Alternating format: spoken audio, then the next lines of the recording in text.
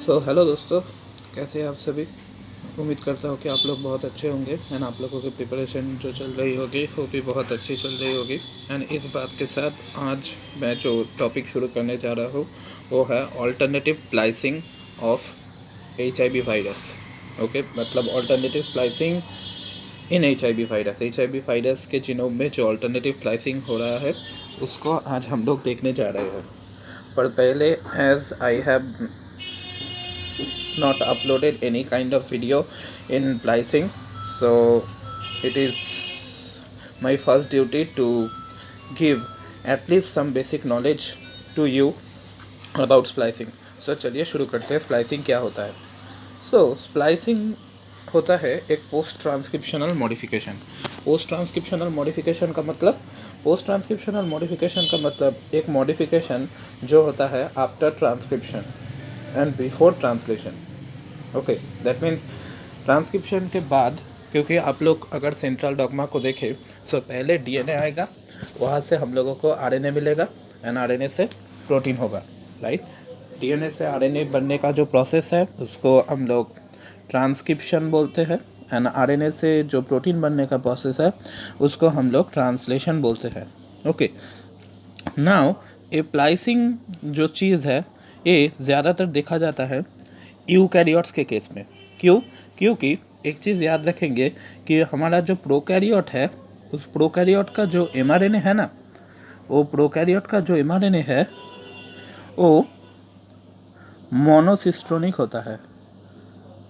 मतलब मोनोसिस्टोनिक का मतलब याद रखना कि एक mRNA से एक ही प्रोटीन बनता है, इसको हम लोग मोनोसिस्टोनिक बोलते हैं। ओके, पर अगर हम लोग यूकैरियोट्स को देखें तो यूकैरियोट्स का जो mRNA होता है वो मल्टीसिस्टोनिक होता है। अब बोलो मल्टीसिस्टोनिक का मतलब? मल्टीसिस्टोनिक का मतलब है कि भाई ये mRNA जो है ये हमको बहुत सारा प्रोटीन देगा, मतलब एक mRNA से हमें बहुत सारा प्रोटीन मिलेगा। ये है concept of multicistronic. Okay, another thing, prokaryote में पूरा mRNA का पार्ट ही कोडिंग है। कोडिंग मतलब उस पूरा mRNA से ही हमें प्रोटीन मिलेगा, पर यूकैरियोट के केस में ऐसा नहीं होता। मतलब यूकैरियोट के केस में कुछ कुछ पार्ट होता है प्रोटीन तुम्हारे mRNA का जो कोई भी प्रोटीन नहीं बनाएगा, एंड कुछ कुछ पार्ट ऐसा भी होता है जो प्रोटीन बनाता है। ओके, अब वो कुछ कुछ पार्ट जो तुम्हारे लिए प्रोटीन नहीं बनाएगा उसको हम बोलेंगे नॉन कोडिंग सीक्वेंस। यहाँ पर चलो ब्लू वाले को मैं मान लेता हूँ non coding sequence. So non coding sequence मतलब the sequence of the mRNA which will not going to give any kind of protein. And यहाँ पर जो लाल वाला पार्ट है उसको हम बोलेंगे कोडिंग। इसका मतलब ये वाला पार्ट ऑफ द mRNA हमें प्रोटीन देगा। ओके, नाउ इस कोडिंग पार्ट का और एक नेम होता है जिसको हम बोलते हैं exon, and non coding part का जो और एक नाम है उसको हम बोलते हैं intron. Okay, so coding genes are exon and non coding genes are intron.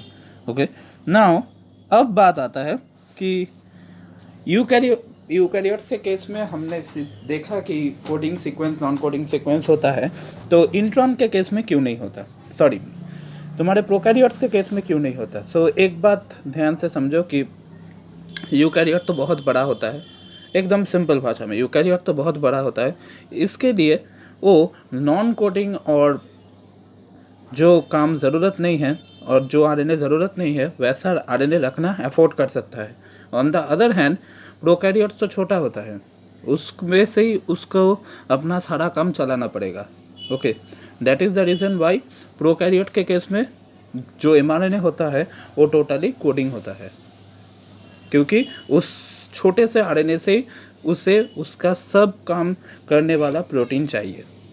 Okay, सो अब बात आता है कि हमने एक चीज़ जाना कि यूकैरियोट्स के केस में जो RNA आएगा उस RNA पे दो तरह का सीक्वेंस होगा, एक होगा नॉन कोडिंग, एक होगा कोडिंग।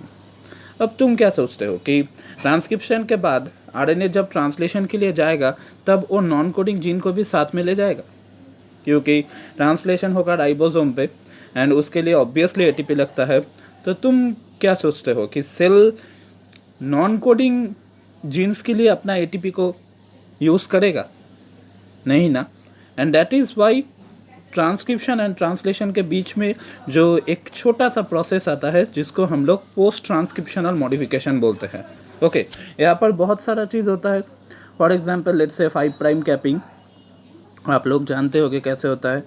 3 प्राइम एडिनाइलेशन एंड होता है स्प्लाइसिंग। ओके, आज हम लोग एक छोटा सा पार्ट देखेंगे फ्रॉम द टॉपिक स्प्लाइसिंग। सो अब स्प्लाइसिंग क्या है भाई? स्प्लाइसिंग है कि मैंने जो बोला तुम्हें, जो यूकैरियोटिक का जो mRNA है वहाँ पे थोड़ा सा कोडिंग रहता है एंड थोड़ा सा नॉन कोडिंग रहता है। सो स्प्लाइसिंग मतलब कुछ चीज़ को स्प्लाइस करना। सो स्प्लाइसिंग मतलब क्या? कुछ चीज़ को स्प्लाइस करना मतलब है इस नॉन कोडिंग पार्ट को सेल क्या करेगा? हटा देगा। हटा देने के बाद वो जो 2 लाल पार्ट है उस 2 रेड पार्ट को आपस में जुड़ के एक एक्सॉन को कंटेनिंग mRNA बनाएगा। ओके, सो स्प्लाइसिंग का मतलब क्या? स्प्लाइसिंग का मतलब कुछ चीज़ को स्प्लाइस करना और काटना। ओके, सो सेल क्या काटेगा इस प्रोसेस में? इस प्रोसेस में सेल काटेगा नॉन कोडिंग सीक्वेंस को। ओके, एंड ये जो 2 सेपरेट एक्सॉन्स है उसको आपस में जोड़ के एक टोटल एक्सॉन बनाएगा। ओके, एंड इस exon coding sequence containing mRNA जब राइबोसोम में जाएगा तो एक प्रोटीन तैयार होगा। Okay, so that is the splicing process. उम्मीद करता हूँ कि आप लोगों को समझ में आया होगा कि सेल क्यों स्प्लाइसिंग प्रोसेस परफॉर्म कर रहा है, जिससे कि उसको नॉन कोडिंग सीक्वेंस को राइबोसोम में ले ना जा पड़े। ओके ओके सो नाउ इस स्प्लाइसिंग प्रोसेस में कुछ टर्मिनोलॉजी होता है। अगर आपने ये वाला पिक्चर को देखा तो यहाँ पर कुछ रेड वाला सीक्वेंस है, यहाँ पर रेड वाला सीक्वेंस है एंड इस रेड वाले सीक्वेंस के बीच में देखिए ब्लू कलर सीक्वेंस है एंड इन दोनों के बीच में फिर से एक रेड सीक्वेंस है। सो ये ब्लू वाला जो सीक्वेंस है ये हमारा नॉन कोडिंग सीक्वेंस और इंट्रॉन्स है एंड रेड वाला जो सीक्वेंस है वो है कोडिंग सीक्वेंस और एक्सॉन्स। ओके, नाउ ये है हमारा 5 प्राइम एंड, ये है हमारा 3 prime end. So now intron और the part of the intron which is at the 5 prime end, इसको हम बोलते हैं 5 prime splice site. Okay, and the part of the intron जो 3 प्राइम एंड में है उसको हम बोलते हैं 3 प्राइम स्प्लाइस साइट। ओके, आप ए चीज़ को भी 3 प्राइम स्प्लाइस साइट बोल सकते हो और ए चीज़ को भी, क्योंकि आप अगर इस डायरेक्शन से देखें तो ये 3 प्राइम के डायरेक्शन पे है। ओके, एंड सिमिलरली इस चीज़ को आप 5 प्राइम स्प्लाइस साइट भी बोल सकते हैं क्योंकि ये इस डायरेक्शन पे है। क्लियर हुआ? सो इससे करके हमने इंट्रॉन को भी 2 पार्ट में डिवाइड किया, एक 3 prime splice site, another one is 5 prime splice site. Now and the exon जो 5 प्राइम एंड में है उसको हम बोलते हैं 5 prime exon and the exon जो 3 प्राइम एंड पे है उसको हम बोलते हैं 3 prime exon. Okay, so now एक बात है कि ये जो स्प्लाइसिंग मैकेनिज्म है ये एक हाईली रेगुलेटेड मैकेनिज्म है। ओके, नाउ एक बात समझने की कोशिश कीजिए कि बहुत सारे वायरसेस होते हैं, बहुत सारे ऑर्गेनिजम्स होते हैं जहाँ पर mRNA का जो नंबर है वो लिमिटेड है। ओके, एंड उसके पॉइंट ऑफ व्यू से प्रोटीन का जो अमाउंट है वो बहुत एक्सेसिव है। ओके, मतलब अगर हमने 1 जीन 1 प्रोटीन हाइपोथेसिस को फॉलो किया तो ये चीज़ को हम कहीं से भी मैच नहीं कर पाएंगे। मतलब हम क्या जानते हैं? हम जानते हैं कि एक जीन से एक प्रोटीन बनता है according to 1 gene 1 protein hypothesis, right? अगर हमने ये सब ऑर्गेनिजम्स के केस में वो चीज़ लगाने की कोशिश की तो हम लोग इस चीज़ को सिंपली एक्सप्लेन नहीं कर पाएंगे। सिमिलरली अगर आपने ह्यूमन जीनोम प्रोजेक्ट का नाम सुना है जहाँ पर हमने ह्यूमन का पूरा जीनोम को सीक्वेंस किया है, वहाँ पर 20,000 to 25,000 mRNA से और 20,000 to 25,000 जीन से हमें मिला है नियर अबाउट 5 लाख प्रोटीन। सो ये कैसे पॉसिबल था, क्योंकि 20,000 और 25,000 जीन से according to one gene one protein hypothesis 20,000 to 25,000 protein आ सकता है। सो यहाँ पर 5 लाख प्रोटीन कहाँ से आया? So that is the thing. So इस चीज़ को एक्सप्लेन करने के लिए साइंटिस्ट लोगों ने ले आया the concept of alternative splicing. Alternative splicing क्या चीज़ है? अगर आसान भाषा में बोलूँ तो मान लो ये जो रेड वाला पार्ट है ये एक्सॉन है, ये इंट्रॉन है, एंड ये तो बहुत बड़ा दिखा दिया, इससे भी नहीं होगा। तो मान लो ये छोटा वाला पार्ट एक एक्सॉन है, एक इंट्रॉन है, ये फिर से एक एक्सॉन है, ये एक इंट्रॉन है। एमआरएनए के हमारा जो यूकैरियोट्स का एमआरएनए है वो ऐसे ही चलता है। ओके, नाउ ये फिर से तुम्हारा एक्सॉन है एंड ये इंट्रॉन है मान लो। सो ये हुआ एक्सॉन नंबर 1, ये हुआ तुम्हारा intron number 1, exon number 2, intron number 2, exon number 3। So ये है तुम्हारा एक्सॉन नंबर 1, ये है intron number 1, exon number 2, intron number 2, exon number 3, intron number 3, right. Now यहाँ से तुम्हें क्या लगता है कितना प्रोटीन बनेगा? सो तुम according to one gene one protein hypothesis बोलोगे कि स्प्लाइसिंग के प्रोसेस से एक्सॉन 1, एक्सॉन 2 एंड एक्सॉन 3 आपस में जुड़ जाएगा और एक प्रोटीन तैयार करेगा, हाँ ना? साइंटिस्ट ने यहाँ पे कुछ डिफरेंट चीज़ बोला। साइंटिस्ट लोगों ने क्या बोला कि कभी कभी सिर्फ एक्सॉन 1 एंड एक्सॉन 2 आपस में जुड़ सकता है, एक्सॉन 3 को ना लेके। ऐसा भी हो सकता है कि एक्सॉन 2 एक्सॉन 3 आपस में जुड़ गया, एक्सॉन 1 को नहीं लिया, एंड एक्सॉन 1 एक्सॉन 3 से जुड़ा, एक्सॉन 2 को नहीं लिया।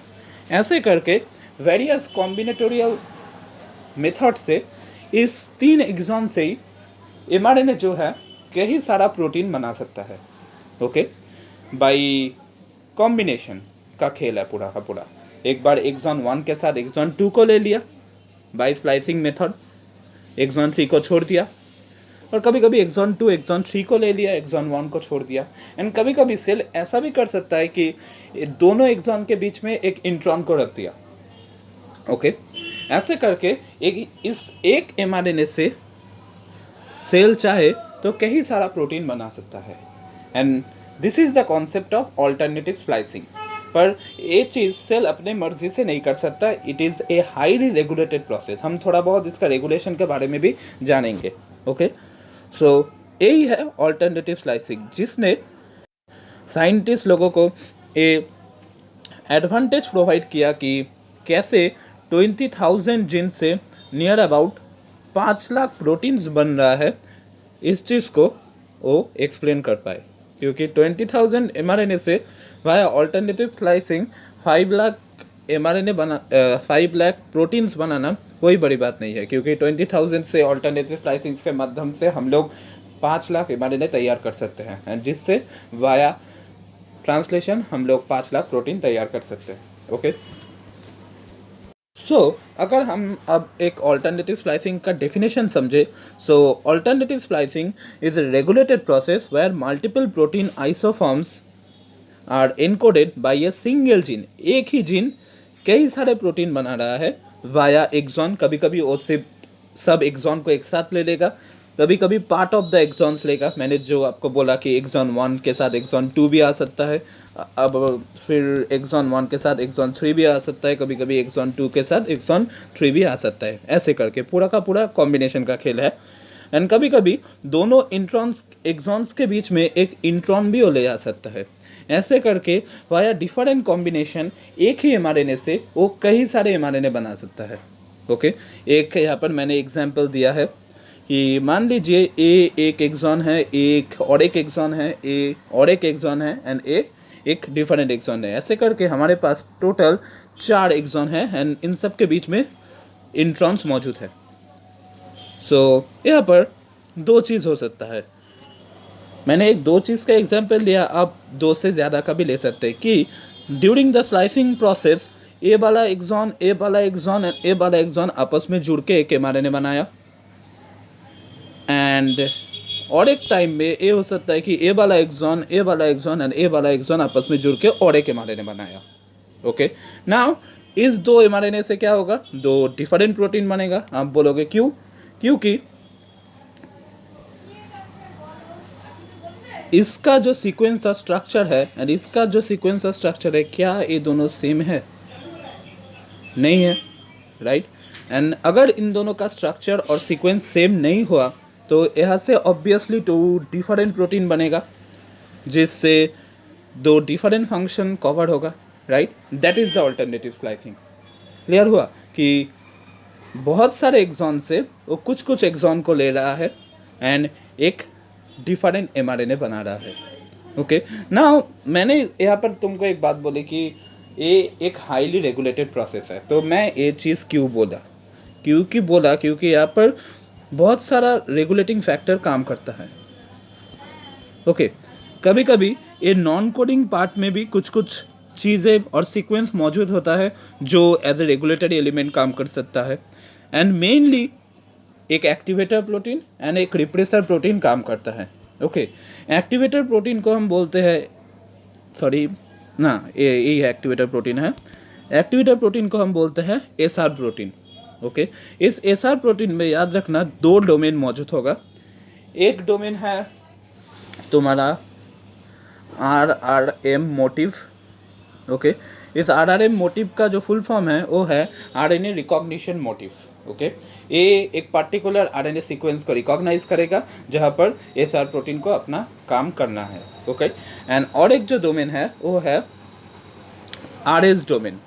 RS domain is the domain that will going to interact with the spliceosome. अब बोलोगे प्लाइसियोसोम क्या है? सो इंट्रॉन कैसे एक्सॉन से प्लाइस होके निकलेगा, on the basis of that हम लोग इंट्रॉन्स को दो क्लासिक कैटेगरी पे डिवाइड कर सकते हैं। एक होगा group 1 intron, another one is group 2 intron. And group 1 intron याद रखना कि कोई भी प्रोटीन के हेल्प के बजाय खुद ही अपना इंट्रॉन को निकाल सकता है। Okay, on the other hand अगर हमने ग्रुप 2 इंट्रॉन के बारे में बात किया तो ग्रुप 2 इंट्रॉन खुद तो अपना इंट्रॉन निकाल सकता ही है, उसके साथ वो अगर चाहे तो प्लाइसियोसोम नाम का एक RNA प्रोटीन कॉम्प्लेक्स होता है जिसका हेल्प ले सकता है। सो यहाँ पर उस प्लाइसियोसोम की बात कर रहे हैं। ओके, सो RS डोमेन क्या करेगा? RS domain will going to interact with spliceosome and उस प्लाइसियोसोम के साथ इंटरेक्शन करके ये RS domain of the SR protein help करेगा प्लाइसियोसोम को to bind at the specific site जहाँ से उसे स्प्लाइसिंग करना है। ओके, सो एसआर प्रोटीन यहाँ पर एक एक्टिवेटर की तरह काम करेगा जिसका दो पार्ट है। एक one is RRM motive. RRM motive मतलब RNA recognition motive that will recognize the RNA sequence, and another one is RS domain. This RS domain will going to interact with the plysiosome that will going to help the RNA in the splicing process, right? And another one है जो एक repressor की तरह काम करता है जो है HNRNP1. This HNRNP1 protein is a repressor क्योंकि इसके पास RRM मोटिव तो मौजूद होता है जो RRM motif will recognize the RNA molecule, पर इसके पास RS डोमेन मौजूद नहीं होता। RS domain is the domain that will going to interact with spliceosome, right. इसका मतलब इस प्लाइसियोसोम को बुला नहीं सकता पर ये RNA को रिकॉग्नाइज कर सकता है। ओके, एंड RNA को रिकॉग्नाइज करके ये वहाँ पर जाके बाइंड हो जाएगा एंड प्लाइसियोसोम का जो फैक्टर है, मतलब प्लाइसियोसोम जो प्रोटीन है मान सकते हैं कि प्लाइसिंग प्रोसेस में जो हेल्प करेगा उसको बाइंड करने ही नहीं देगा। ओके, मतलब HNRNP1 उस प्लाइसियोसोम की जगह पे बाइंड करके प्लाइसियोसोम का बाइंडिंग को रोक देगा, राइट। इसका मतलब ये तो खुद तो प्लाइसिंग को प्रमोट नहीं कर सकता है एंड ये प्लाइसियोसोम को रुक के स्प्लाइसिंग को प्रिवेंट भी करता है। Okay, that is HNRNP1. That is the splicing process. And alternative plus splicing is दोनों के हेल्प से पूरा का पूरा रेगुलेट होता है। One is SR protein, another one is HNRNP1. HNRNP1 as a repressor काम करेगा by preventing the binding of spliceosome, and SR protein as a activator काम करेगा by helping spliceosome to find out where to bind. Okay, तो चलिए अब देखते हैं splicing, alternative splicing हमारे HIV के केस में कैसे होता है. So alternative splicing in HIV के केस में बोलूँ कि वो एक प्री mRNA ट्रांसक्रिप्ट से, और जिसको हम प्राइमरी mRNA ट्रांसक्रिप्ट बोलते हैं, वह से करीब करीब 40 mRNA बना सकता है. ओके, मतलब एक प्री mRNA से 40 mRNA. नाउ ये हमारा HIV के लिए जो अल्टरनेटिव स्लाइसिंग है उसका एक नोट टाइप्स है. सो आप इसको स्क्रीनशॉट ले लीजिए एंड मैं आपको वाया डायग्राम समझाने वाला हूँ. सो that is the page number 1 and that is the page number 2. ले लिया. सो ये तो मैंने आपको बोला ही कैसे होगा. अब आ जाते हैं पिक्चर पे. सो ऑल्टरनेटिव स्लाइसिंग ऑफ HIV के केस में मैंने क्या बोला, एक प्राइमरी ट्रांसक्रिप्ट से 40 डिफरेंट mRNA बन सकता है, जिससे हम लोग 40 डिफरेंट प्रोटीन पा सकते हैं जो वायरस को अपने रेप्लिकेशन एंड मल्टीप्लिकेशन पे हेल्प करेगा. राइट. सो HIV ह्यूमन में एड्स कॉज करता है, ये तो चीज़ तो कोई नई बात नहीं है. और हमने एड्स के लिए 2 different full video lecture upload कर रखा है, अगर आप चाहे तो वो भी देख सकते हैं. सो नाउ हम ऑल्टरनेटिव स्प्लाइसिंग इन HIV के केस में एक्सॉन 2 से पहले और एक चीज़ बोलना पड़ेगा कि HIV के केस में एक जीन होता है जिसका नाम है टैड जीन. इसका काम क्या है वो यहाँ पर हम लोग का पॉइंट ऑफ डिस्कशन नहीं है, हम लोग यहाँ पे बात भी नहीं करेंगे. मैंने उस HIV के वीडियो को जो अपलोड किया था वहाँ पर मैंने डिटेलली समझाया है. नाउ इस टैड जीन पे एक एक्सॉन मौजूद होता है जिसको हम एक्सॉन 2 बोलते हैं. ओके, नाउ इस एक्सॉन 2 में ऑल्टरनेटिव स्प्लाइसिंग का फंडा कैसे काम करता है, ये चीज़ को हम लोगों को समझना पड़ेगा. ओके, सो हमने यहाँ पर एक्सॉन 2 को लिखा है. नाउ इस एक्सॉन 2 पे 2 ओवरलैपिंग सीक्वेंस मौजूद होता है. ओके, ये 2 जो ओवरलैपिंग सीक्वेंस है ये है EAC and ESS. Okay, EAC and ESS. Now आप बोलोगे भाई EAC का फुल फॉर्म बताओ. सो फुल फॉर्म है exon splicing enhancer sequence. EAC का फुल फॉर्म मतलब EAC एक्सॉन का जो स्प्लाइसिंग है उसको प्रमोट करता है. ओके, एंड ESS क्या है, ESS है exon splicing silencer sequence. Okay, now यहाँ पर मैंने क्या बोला, ऑल्टरनेटिव स्लाइसिंग किन दोनों भाई के द्वारा रेगुलेट होता है. ऑल्टरनेटिव स्लाइसिंग रेगुलेट होता है SR प्रोटीन एंड HNRNP1 के माध्यम से. सो यहाँ पर जो SR प्रोटीन काम करता है उसको हम बोलते हैं SC35 एंड HNRNP1 जो काम करता है उसको हम बोलते हैं A1. ओके, सो हमारा जो एक्टिवेटर होगा वो SC35 होगा एंड A1 है रिप्रेसर. ओके, नाउ देखो कैसे काम करता है. सो पहले अगर मैं एक्सॉन 2 का स्प्लाइसिंग को रिप्रेस करने वाला फैक्ट बताऊँ, सो A1 क्या करेगा, A1 एक्सॉन स्प्लाइसिंग साइलेंसर जो सीक्वेंस है वहाँ पर फर्स्ट एक A1 मॉलिक्यूल आके बाइंड करेगा. ओके, अगर ये पहला वाला जो A1 मॉलिक्यूल है वो बाइंड कर गया तो वो और सारे A1 मॉलिक्यूल को वहाँ पर आके बाइंड करने के लिए प्रमोट करेगा. Okay, that means positive cooperative binding जो होता है वो चीज़. ओके, एक A1 का बाइंडिंग और A1 बाइंडिंग को प्रमोट कर रहा है.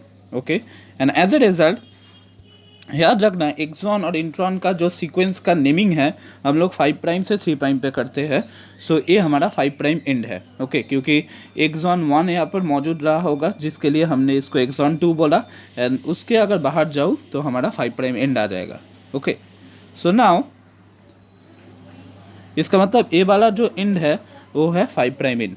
ओके, एंड यहाँ पर एक चीज़ मौजूद रहता है जिसको हम लोग बोलते हैं मल्टी पिरिमिडिन ट्रैक. क्या, मल्टी पिरिमिडिन ट्रैक।